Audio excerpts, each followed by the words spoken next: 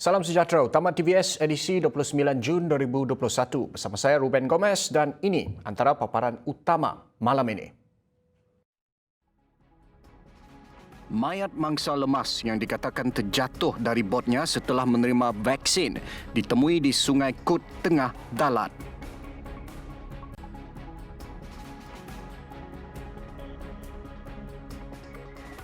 Setiap ahli parlimen mempunyai tanggungjawab pastikan bantuan sampai kepada golongan memerlukan.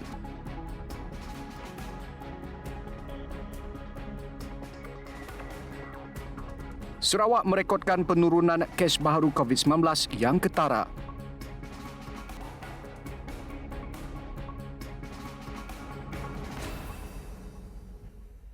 Dengan bantuan penduduk kampung, mayat mangsa lemas yang dikatakan terjatuh dari botnya setelah menerima vaksin ditemui di Sungai Kut, Tengah Dalat. Menurut Ketua Polis Daerah Dalat DSP Saga Cungat, kaedah tradisional digunakan para penduduk yang membawa kepada penemuan mangsa. Mayat mangsa telah dijumpai pada jam lebih kurang 4.30 petang oleh penduduk kampung yang menggunakan kaedah tradisional tadi, iaitu menggunakan duri rotan. Sebelum kejadian, mangsa bersama 2 orang ahli keluarganya dikatakan sedang dalam perjalanan dari Dalat menuju ke Bungan menggunakan perahu panjang. Mangsa yang mengemudi bot tersebut dikatakan terjatuh tanpa disedari ahli keluarganya selepas melanggar tebing sungai. Orang kampung berdekatan yang menyaksikan kejadian tersebut terus bertindak terjun ke sungai untuk menyelamatkan mangsa, namun cubaan itu gagal. Saga tiba di tempat kejadian lebih kurang setengah jam selepas menerima maklumat diikuti pasukan penyelamat yang lain. Operasi mencari dan menyelamat SAR mangsa ditamatkan pada jam 5 petang semalam dan mayat telah diserahkan kepada ahli keluarga setelah pemeriksaan dilakukan di Hospital Dalat.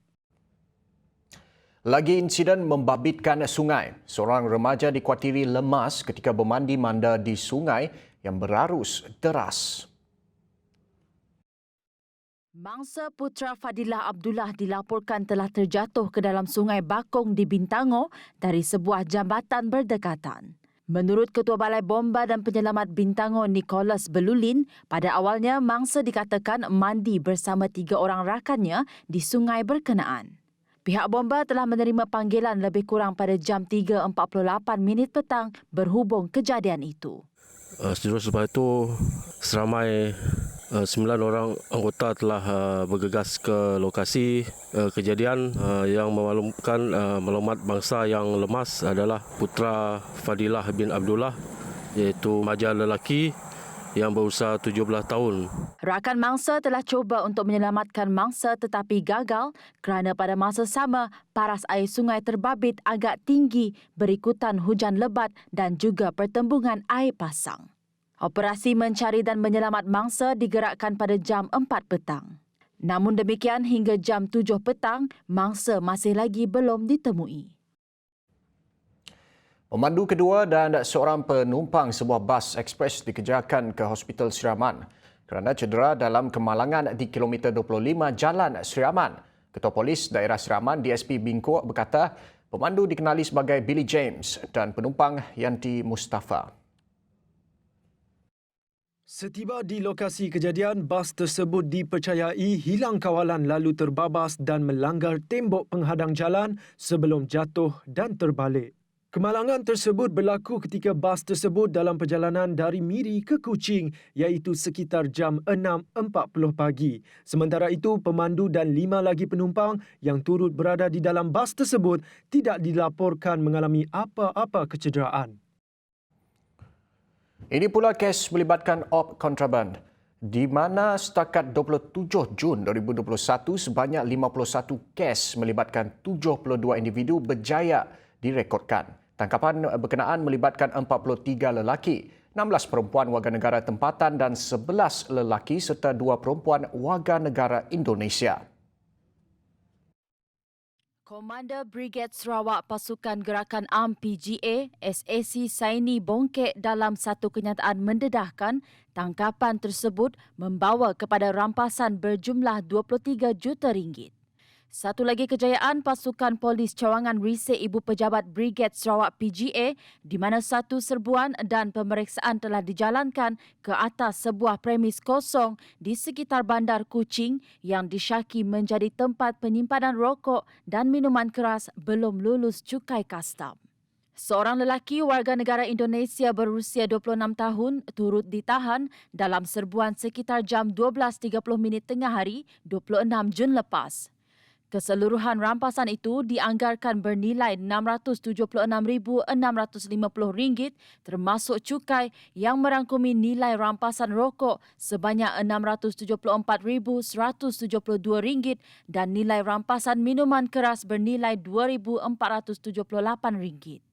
Tangkapan dan rampasan diserahkan kepada Bahagian Siasatan Jenayah Ibu Pejabat Polis Daerah Padawan untuk tindakan dan siasatan lanjut di bawah Seksyen 1351D Akta Kastam 1967. Kita beralih ke perkembangan lain. Setiap ahli parlimen mempunyai tanggungjawab pastikan peruntukan sebanyak RM300,000 sebagai tambahan kepada program bantuan bakul makanan sediada di bawah pakej pelindungan rakyat dan pemulihan ekonomi pemulih sampai kepada golongan rakyat yang memerlukan. Menurut ahli Parlimen Kapit Datuk Seri Alexander Nantar Linggi, peruntukan tersebut kini menjadi amanah kepada setiap ahli parlimen termasuk daripada pembangkang untuk melaksanakannya. Sebab itu adalah kewangan dibagi untuk kita membekalkan bakul bahan makanan dan keperluan kepada penduduk di kawasan parlimen saya. So I'll make sure I'll use it to the fullest lah. Ya, itu bukan banyak sangat sebab ketua isi rumah di kawasan parlimen is more than 10,000, about 11,000. Malah bagi Ahli Dewan Undangan Negeri Dalat, Datuk Seri Fatimah Abdullah, peruntukan yang disediakan tersebut boleh disifatkan sebagai kemuncak kepada banyak bantuan lain yang telah diberikan kerajaan bagi rakyat menghadapi kesan ekoran penularan pandemik COVID-19 sebelum ini. Kita mengalu-alukan bantuan daripada kerajaan persekutuan iaitu sebanyak RM300,000 kepada parlimen, ya. Melalui MP-nya. Ya. Kita juga harus sedar bahawa dalam satu parlimen untuk di Sarawak ini, satu parlimen terdiri daripada lebih daripada satu DUN, kawasan Dewan Undangan Negeri. Ia boleh terdiri daripada 2 ataupun 3 kawasan Dewan Undangan Negeri. Pada Isnin, Perdana Menteri Tan Sri Muhyiddin Yassin berkata kerajaan memperuntukkan sebanyak RM300,000 kepada setiap ahli parlimen termasuk ahli parlimen pembangkang bagi melaksanakan bantuan bakul makanan kepada golongan terjejas di kawasan masing-masing. Dalam pada itu, menurut Menteri Kanan Kejar Raya Datuk Seri Fadilah Yusof, pakej memulih membantu pacu sektor pembinaan yang turut terkesan akibat kenaikan harga bahan binaan susulan penularan pandemik. Ia dicapai menerusi langkah kerajaan memudah cara prosedur perolehan kerajaan dalam fokus kedua pemulih. Dengan membenarkan perubahan harga bagi projek kerja, ia akan membantu pihak kontraktor akibat kenaikan mendadak harga bahan mentah ketika ini kerana bahan mentah turut memberi impak kepada masalah kewangan kontraktor. Ia juga membantu kontraktor G1 hingga G4 tempatan melaksanakan projek berskala kecil secara undian dan sebut harga pula. Fadilah yakin kontraktor berkenaan dapat melaksanakan kerja dengan lebih efektif kerana mendapat harga yang keuntungannya lebih selesa.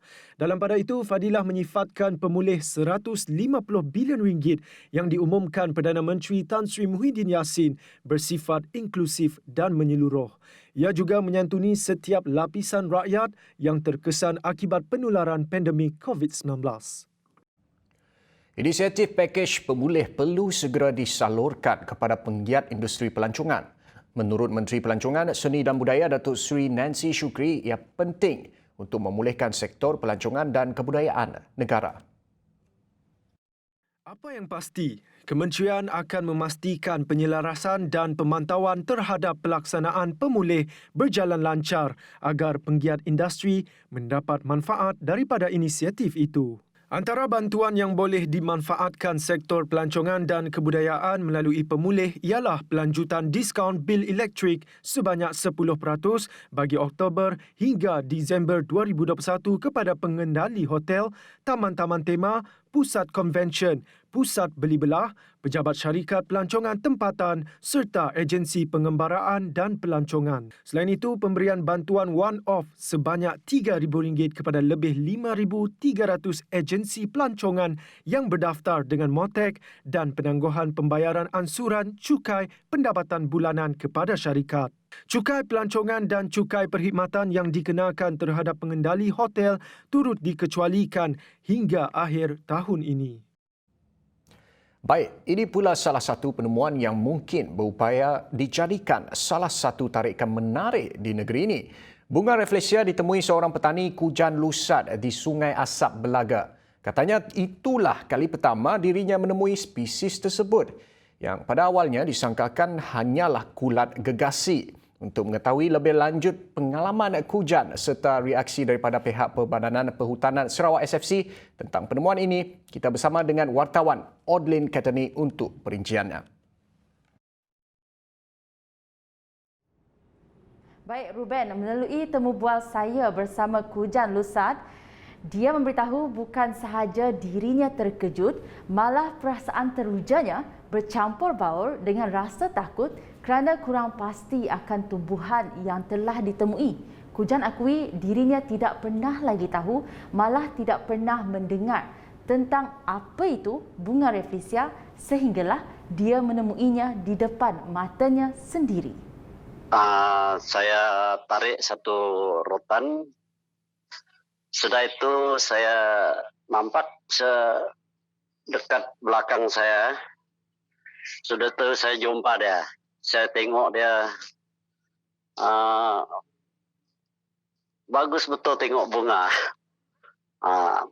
Nasib saya bawa saya punya handphone pergi jalan dekat hutan tu. Saya ambil saya punya handphone. Saya kamera dia sama saya punya anak send dekat saya punya grup keluarga tu. Dia sudah itu dia kasih tahu saya jangan sentuh bapak. Ini bunga bagus betul ini bunga tidak boleh sentuh dia bilang. Bapa kepada 4 orang anak itu memberitahu ia merupakan pengalaman paling bermakna bagi dirinya selepas bertahun-tahun melakukan kerja-kerja mencari rotan di hutan. Sementara itu, bagi mengukuhkan lagi penemuan Kujan ini, TVS telah mendapatkan pengesahan dari pihak Perbadanan Perhutanan Sarawak, SFC, di mana SFC turut mengesahkan itu adalah bunga Rafflesia. Lokasi bunga Rafflesia berkenaan dijumpai di Sungai Paruk di Umar Badeng, Sungai Asap. Pihak SFC akan melawat kawasan berkenaan dan menemu bual orang kampung di Umar Badeng dalam masa terdekat. Kajian lanjutan seperti pengecaman spesies dan saiz taburan populasi akan dilakukan selepas ini. Maklumat ini penting untuk SFC dan orang kampung bekerjasama dalam konservasi bunga Rafflesia di Umar Badeng. Untuk populasi bunga Rafflesia yang berada di luar kawasan yang terlindung sepenuhnya, pihak SFC akan bekerjasama dengan komuniti tempatan dalam projek pemeliharaan Rafflesia. Dalam projek konservasi ini, pihak SFC akan bekerjasama dengan lokal komuniti memajukan industri ekoturism berasaskan konservasi bunga Rafflesia, di mana pihak SFC dengan kerjasama jabatan-jabatan kerajaan dan agensi pelancongan di Sarawak akan memberi perkhidmatan seperti training untuk produk-produk pelancongan lain seperti homestay, jungle trekking dan sebagainya.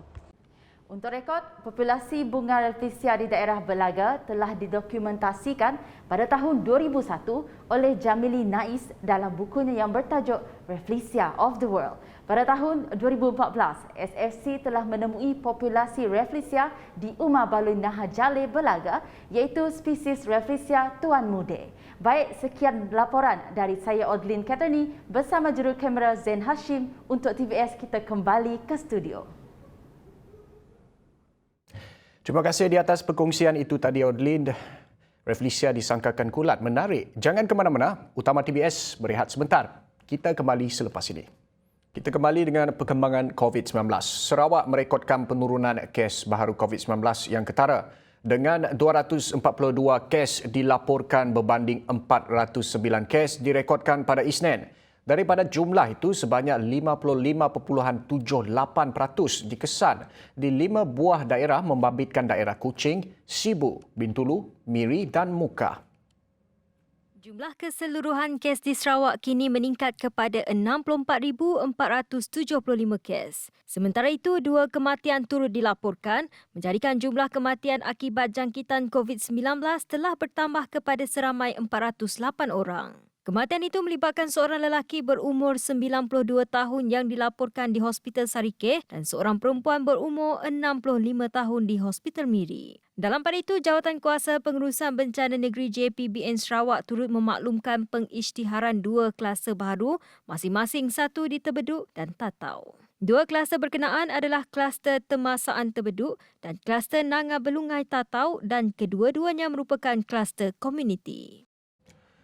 Memahami keadaan masyarakat pada ketika ini, Menteri Kebajikan Kesejahteraan Komuniti Wanita Keluarga dan Pembangunan Kanak-Kanak Datuk Seri Fatimah Abdullah mengalu-alukan inisiatif mengibarkan bendera putih. Namun, usaha yang bertujuan meringan beban golongan susah itu perlu dilakukan dengan ikhlas dan diberikan kepada masyarakat yang benar-benar memerlukan bantuan. Dari satu sudut, saya melihat ianya akan memberi faedah kepada NGO ataupun agensi ataupun jabatan kerajaan untuk mendapat maklumat cepat ya tentang yang memerlukan bantuan.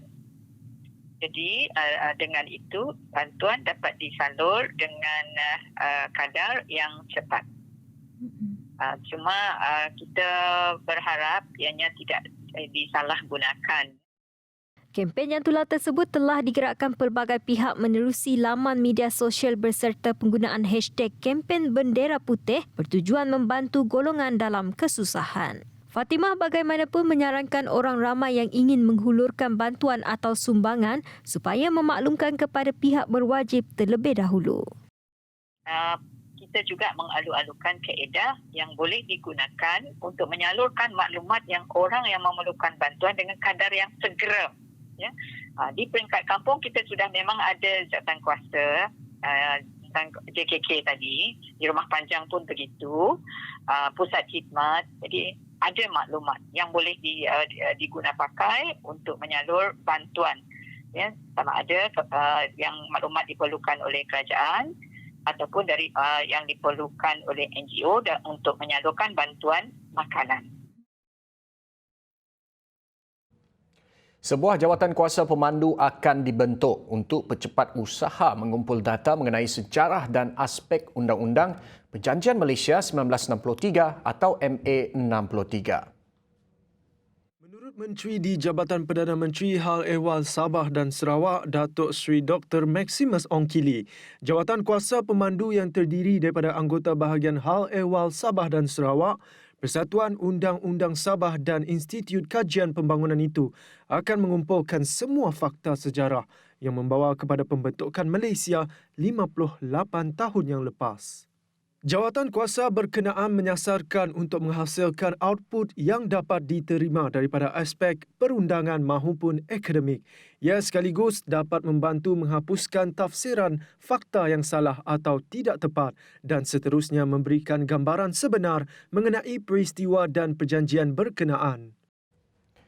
PPV Industri Campus University College of Technology Sarawak UCTS Sibu telah pun memulakan pemberian vaksin kepada 1,000 pekerja sektor swasta dengan sasaran sebanyak 14,000 pemberian vaksin secara keseluruhan yang menjadikan PPV in UCTS sebagai PPV industri terbesar di Sarawak. Kita merupakan sebuah universiti yang teknikal dan dengan dilantik sebagai PPV industri, ia menunjukkan kami ini memang bekerja sama rapat dengan pihak industri, terutama di kawasan Sibu dan juga Central Region of Sarawak lah.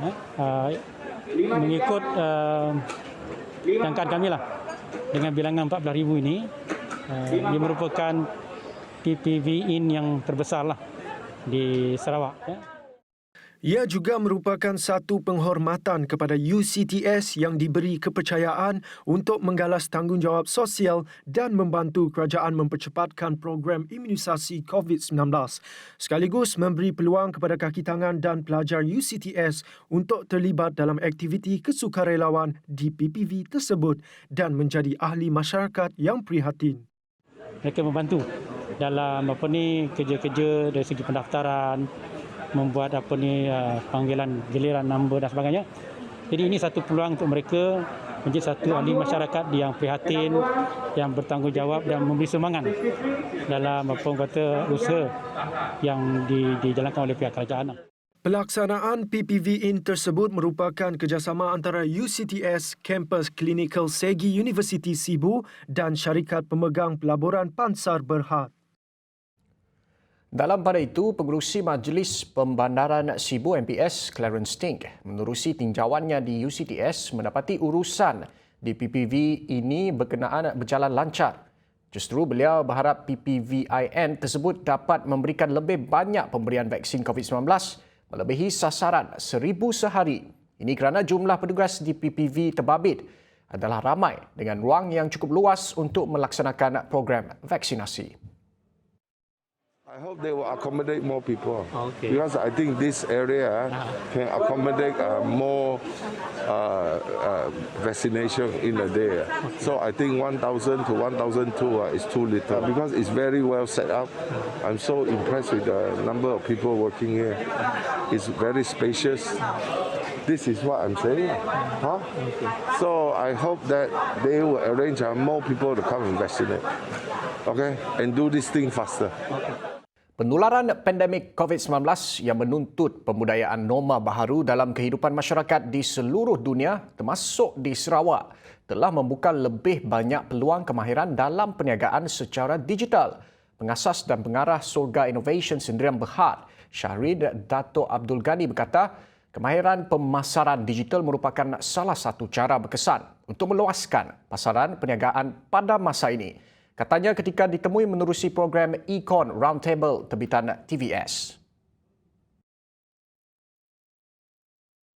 So if you have a skill that you can macam Tan Sri kata curate the content from where you are, kalau di Sarawak tu ada banyak opportunities kan, daripada tourism, daripada food, daripada your handicrafts, your very very unique things that's about Sarawak.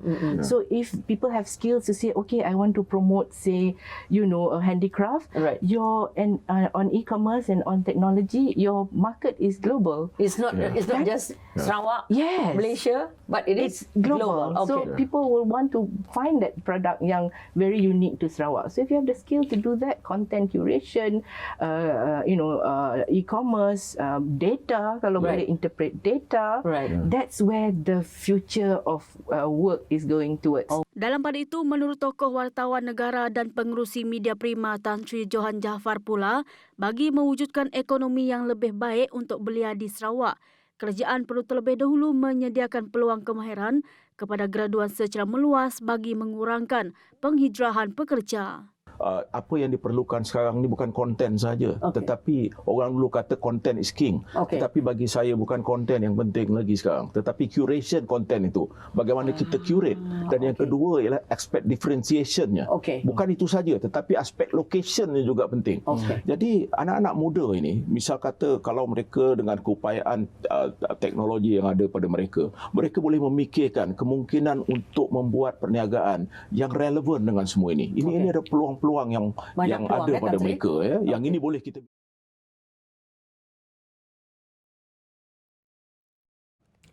Sebelum ini, semuanya tertangguh apabila kedai peralatan alat tulis tidak dibenar untuk buka, sehinggakan adanya runggutan daripada guru serta ibu bapa. Namun setelah JPBN Sarawak mengumumkan kebenaran untuk kedai buku dan alat tulis beroperasi, ia ternyata mendatangkan kelegaan.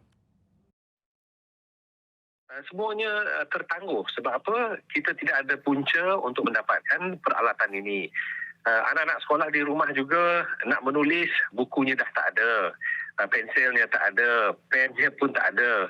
Maka ibu bapa ada juga yang menghubungi STU kerana sejak PDPR dilaksanakan, sejak tahun lepas lagi pun, apabila dilaksanakan MCO ataupun PKP, kedai-kedai ini semua ditutup. Anak-anak sekolah yang belajar walaupun dikatakan melalui online, cikgu mengajar online, tetapi mereka juga memerlu buku, alat-alat tulis, cikgu-cikgu memerlukan kertas A4 untuk printing, memerlukan toner dan sebagainya untuk printer. Bagi Ana Safiah, salah seorang guru dari SK Bandaran Sibu nombor 3, walau nampak biasa, tetapi keputusan seumpama itu memberi impak yang besar buat para guru, ibu bapa mahupun pelajar. Ini memberi makna dan impak yang amat besar maknanya bagi kami semua, ya. Dan sudah tentu ramai kalangan ibu bapa dan murid juga berasa gembira dengan pembukaan ini. Ya, maklumlah selama ni, sebelum ni maksud saya, kita ada kekangan dari segi untuk mendapatkan apa saja bahan yang diperlukan terutama untuk membuat kerja-kerja sekolah. Sebelum mengakhiri Utama TVS, kita tinggalkan anda dengan video pelancaran jersey Sarawak United FC yang telah dilancarkan pada hari ini. Dikatakan diinspirasikan daripada kucing hitam, gelaran ataupun mungkin mitos bagi yang tahu yang popular pada era 80-an. Dengan itu, saya Ruben Gomez. Salam hormat dan selamat malam.